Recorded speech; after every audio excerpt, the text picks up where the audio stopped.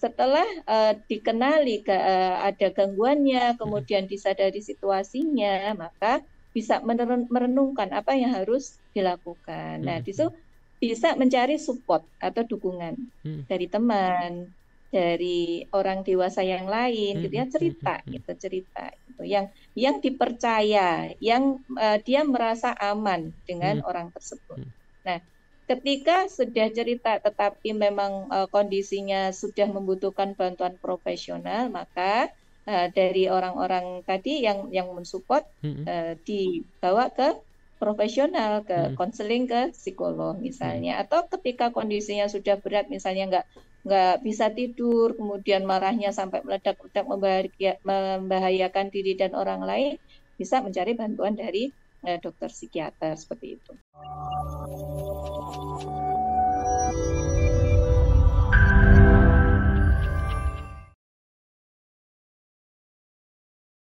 Ada beberapa judul bab ya di dalam buku saya tentang yang di ini ya, topik yang ditanyakan oleh Mbak Ruli tadi.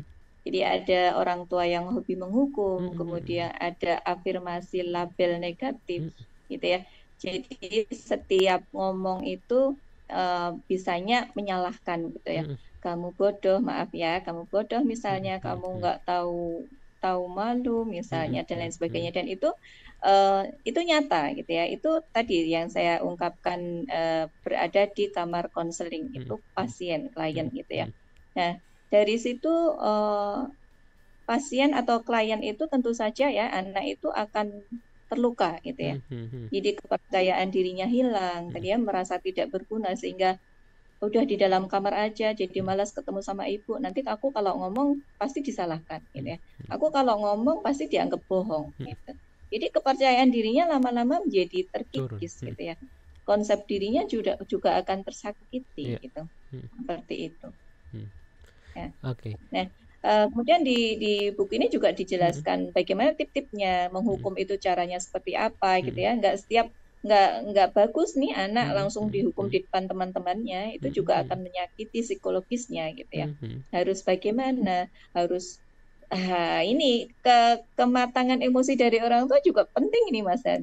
Jadi menghadapi anak yang seperti ini aku harus meredam dulu nih. Jadi biar nggak jeder gitu ya. Begitu anak salah langsung ditimpu. Nah, seperti itu. Jadi makanya tadi harus dipersiapkan dulu gitu ya, dari sebelum menikah nih. Nah, PR-nya seperti itu. Nah, Mbak Ismi, ini kan kita juga tidak bisa menutup mata bahwa ternyata banyak anak-anak di Indonesia terutama yang menjadi korban dari toxic parenting, Mbak Ismi. Nah, mungkin juga tidak semua dari mereka ini terbiasa untuk datang, cari profesional, cari psikolog gitu ya, untuk mencari bantuan. Karena beberapa dari mereka menganggap ya sudah, keluarga saya memang seperti itu, dari kecil sudah seperti itu, hingga akhirnya mereka remaja, dewasa, akhirnya menjadi dalam tanda kutip hal yang wajar mereka rasakan karena dari kecil sudah terbiasa merasakan hal tersebut gitu.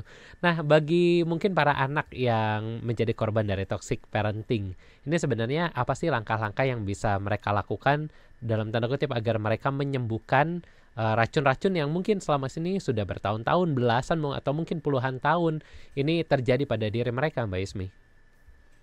Ya, betul sekali. Jadi tidak semua orang bisa memahami dirinya dan mempunyai keberanian untuk mencari bantuan seperti itu ya. Tapi memang salah satu kuncinya adalah menyadari apa yang menjadi kondisi dirinya. Jadi ketika dia sedang tidak baik-baik saja gitu ya, memang harus disadari dulu gitu ya. Karena kalau tidak menyadari bagaimana akan mencari bantuan, bagaimana akan teratasi gitu kan. Jadi ada dua opsi Mas Han. Bisa dari diri sendiri yang menyadari, kok aku gini ya, aku tuh karena tadi mendengarkan orang tua yang sering konflik, aku jadi cemas nih, dengar suara keras aja jadi deg-degan seperti itu.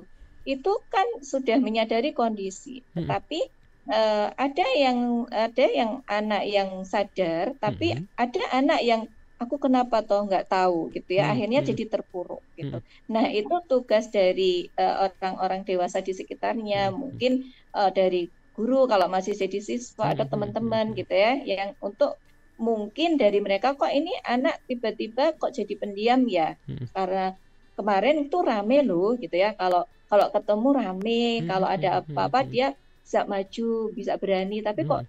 tiba-tiba enggak. Nah, itu dicari tahu Mhm kenapa mhm gitu ya. Nah, setelah dikenali ada gangguannya, mhm kemudian disadari situasinya, maka bisa merenungkan apa yang harus dilakukan. Nah, mhm di situ mhm bisa mencari support atau dukungan mhm dari teman, dari orang dewasa yang lain, gitu mhm ya, mhm cerita gitu, yang dipercaya, yang dia merasa aman dengan mhm orang tersebut. mhm Nah, ketika sudah cerita tetapi memang kondisinya sudah membutuhkan bantuan profesional, maka dari orang-orang tadi yang mensupport mhm dibawa ke profesional, ke mhm konseling, ke psikolog mhm misalnya. Atau ketika kondisinya sudah berat, misalnya nggak bisa tidur, kemudian marahnya sampai meledak-ledak membahayakan diri dan orang lain, bisa mencari bantuan dari dokter psikiater seperti itu.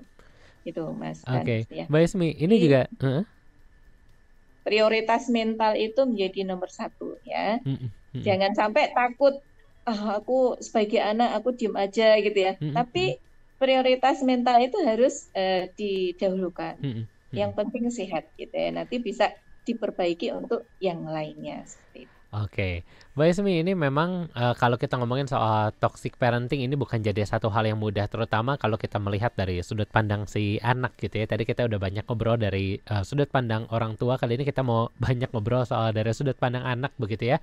Mungkin banyak dari anak-anak yang akhirnya sadar kalau mereka dalam kondisi yang tidak baik-baik saja gitu ya.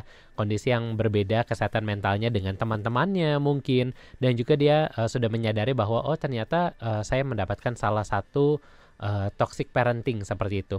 Tapi juga Ya, banyak dari anak-anak yang akhirnya tidak berani speak up karena takut ketika mereka cari bantuan profesional, ketika mereka speak up ke orang tua takut tambah dimarahin Mbak Ismi gitu ya. Kamu ngapain betul. ke ini? Emangnya kamu dalam tanda Ya. kutip gila gitu ya? Orang banyak ngomong.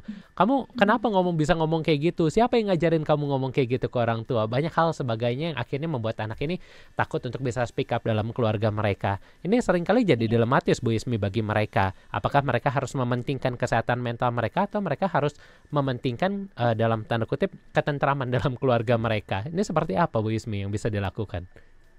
Oh ya, betul sekali.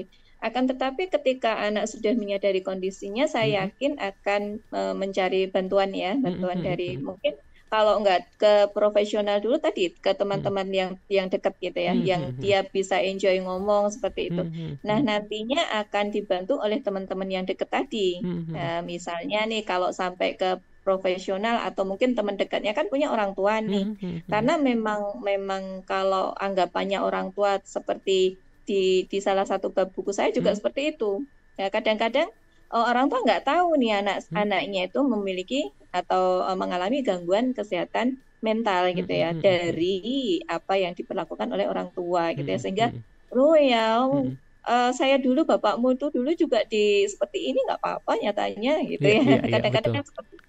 Nah itu orang tua belum ada kesadaran menuju ke Mm, sana. Nah itu mm, PR-nya adalah kita butuh nih pihak ketiga ya, mm, pihak pihak orang lain sebagai mediatornya. oke. Mungkin sudah belum sampai ke profesional, Mm, jadi mm, bisa dibantu oleh temannya tadi mm, mm, atau orang tuanya ya orang dewasa yang bisa memberikan sumbang saran kepada orang tuanya, menyadarkan orang tuanya, oh ternyata nih anak bapak itu seperti ini gitu ya, sehingga membutuhkan bantuan gitu untuk menjadi sehat mentalnya karena mm, kondisinya memang berbeda. Atau profesi ketika sudah konseling nih, mm, mungkin mm. dari psikolognya juga bisa membantu gitu ya, menghubungkan kepada orang tua. Nyatanya Oke. eh, tadi ada beberapa orang tua yang memang tidak setuju Mm, mm, anaknya lah ngapain harus konseling gitu ya, mm, ngapain mm, harus mm, berobat kan kamu nggak masalah gitu ya. mm, mm. Nah itu bisa psikolognya menawarkan, boleh saya bicara dengan ibumu gitu.